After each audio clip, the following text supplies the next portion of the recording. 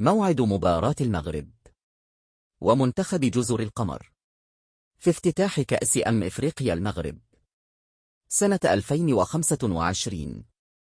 ستلعب هذه المباراة يوم الأحد 21 من دجنبر من العام الجار على الساعة 8 ليلاً بتوقيت المغرب وتونس والجزائر، والساعة 10 ليلاً بتوقيت السعودية وقطر والكويت وسوريا والعراق واليمن، والساعة 11 ليلاً بتوقيت الإمارات وعمان.